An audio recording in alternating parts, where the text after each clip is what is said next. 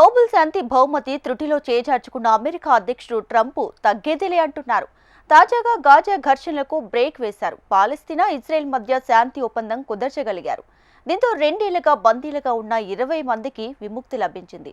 శాంతి దూతగా మారిన ట్రంప్కి ఇజ్రాయెల్ అత్యంత ప్రతిష్టాత్మకమైన presidential model of honour award ప్రకటించింది.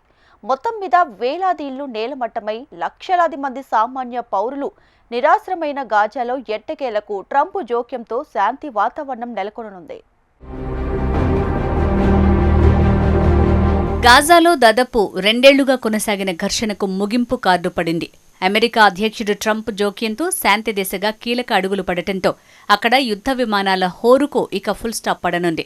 డొనాల్డ్ ట్రంప్ మధ్యవర్తిత్వంతో పాలస్తీనా, ఇజ్రాయెల్ మధ్య శాంతి ఒప్పందం కుదిరింది. అందులో తొలి దశలో భాగంగా 2 ఏళ్లుగా హమాస్ చెరలో బందీలుగా ఉన్న వారికి సోమవారం విముక్తి లభించింది. తొలుత 7 బందీలను రెడ్ క్రాస్కి హమాస్ అప్పగించింది. ఆ తర్వాత కాసేపటికి మిగతా 13 మంది బందీలను విడిచిపెట్టింది. వారిని తీసుకుని రెడ్ క్రాస్ వాహనాలు ఇజ్రాయెల్కు బయలుదేరాయి. బందీలు విడుదలవడంతో వారి కుటుంబ సభ్యులు, శ్రేయోభిలాషులు సంతోషంతో ఉప్పొంగిపోయారు. ఇక హమాస్ వద్ద ఉన్న 28 మంది ఇజ్రాయెల్ పౌరుల మృతదేహాలను కూడా త్వరలోనే అప్పగించనుంది. ఇందుకు ప్రతిగా ఇజ్రాయెల్ కూడా పాలస్తీనా ఖైదీలను విడుదల చేసింది. డొనాల్డ్ ట్రంప్ ప్రతిపాదించిన 20 సూత్రాల శాంతి ప్రణాళిక తొలి దశలో భాగంగా ఇజ్రాయెల్, హమాస్ ఇటీవల కాల్పుల విరమణకు అంగీకరించాయి. ఈ ఒప్పందం కింద తమ వద్ద ఉన్న 48 మంది బందీలను హమాస్ విడిచిపెట్టనుంది. అయితే ఇందులో 20 మందే సజీవంగా ఉన్నారు. వీరిని గాజాలో 3 ప్రాంతాల్లో హమాస్ విడుదల చేసింది. ఇందుకు ప్రతిగా 2000 మందికి పైగా పాలస్తీనా ఖైదీలను విడుదల చేసేందుకు ఇజ్రాయెల్ అంగీకరించింది. శాంతి ఒప్పందంలో తొలి దశలో భాగంగా 20 మంది ఇజ్రాయెల్ బందీలను హమాస్ అంతర్జాతీయ రెడ్ క్రాస్ సంస్థకు అప్పగించింది. దీంతో వారిని ఖాన్ యూనస్ ప్రాంతం నుంచి ఇజ్రాయెల్కు తరలించారు.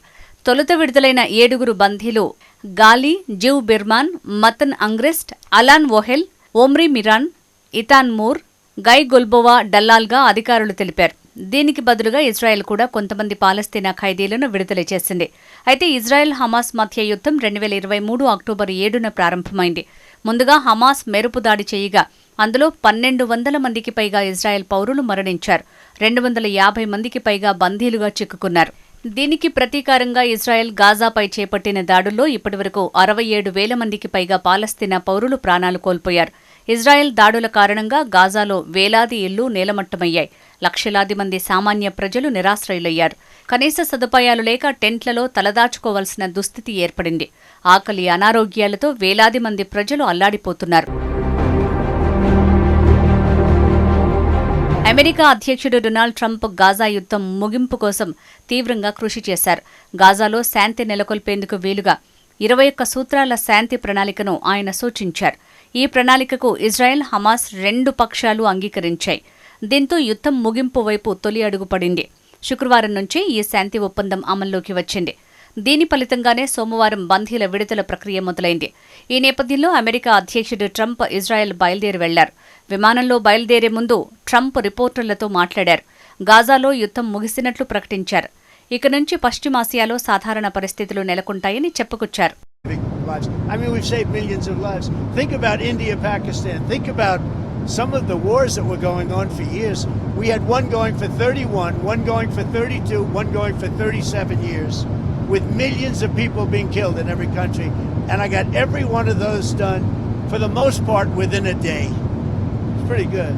One of the world leaders, sir, what do you think you can take from these negotiations and this peace process into Moscow and try to end the Russia-Ukraine war? I think what you can take is that never give up.